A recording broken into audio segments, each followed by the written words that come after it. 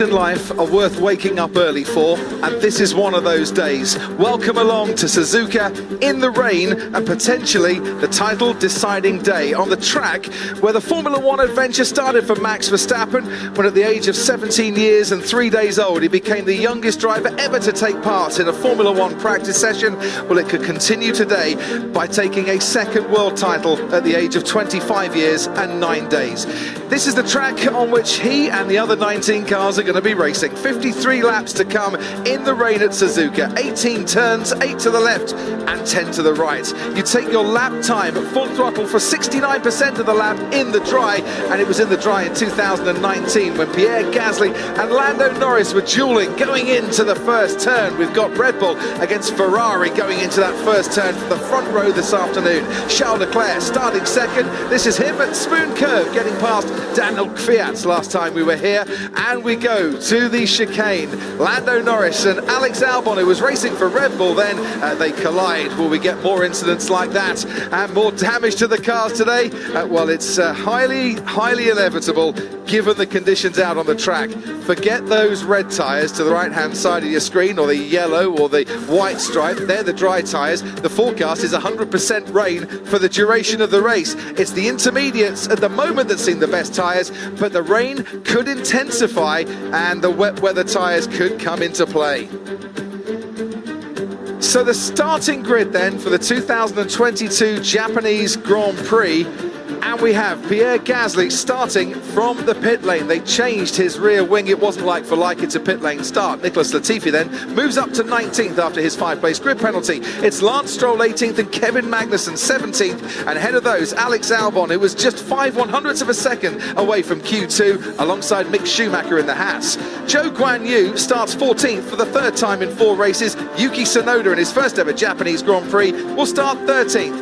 Valtteri Bottas 12th. It's his best start in 5 races, but his worst at Suzuka since 2013. He's got Daniel Ricciardo for company. Ricciardo 0.003 of a second away from Q3, where his teammate Lando Norris made it, and Sebastian Vettel too. George Russell starts 8th for Mercedes, out-qualified 5-0 by Lewis since the summer break. Fernando Alonso 7th, with his teammate Esteban Ocon 5th, and Lewis Hamilton 6th, his first start outside the top 4 here since 2012. Sergio Perez and Carlos Sainz both have their best ever starts here at Suzuka, and for the 8th time this season, it's Charles Leclerc and Max Verstappen sharing the front row. It's lights out and away we go. Is a Ferrari off? And it is! It's Carlos Sainz into the barrier and out of the race.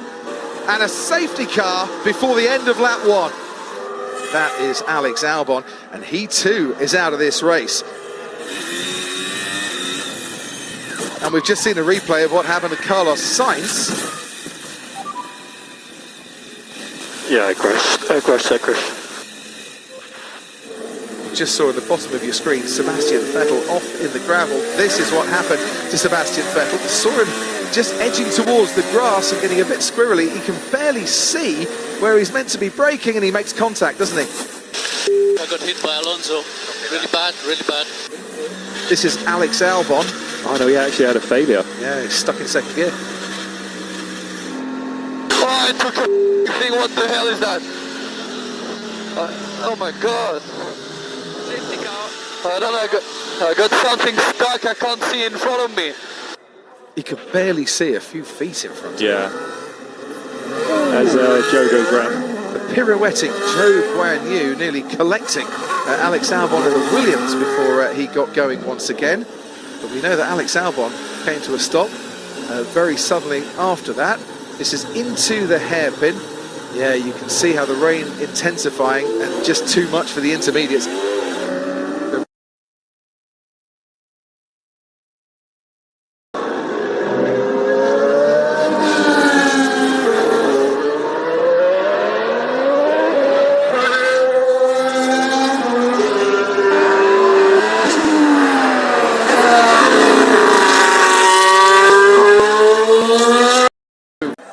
A 32nd career win then for Max Verstappen. Same as Fernando Alonso. A second world title for Max Verstappen. He is champion of the world in 2022.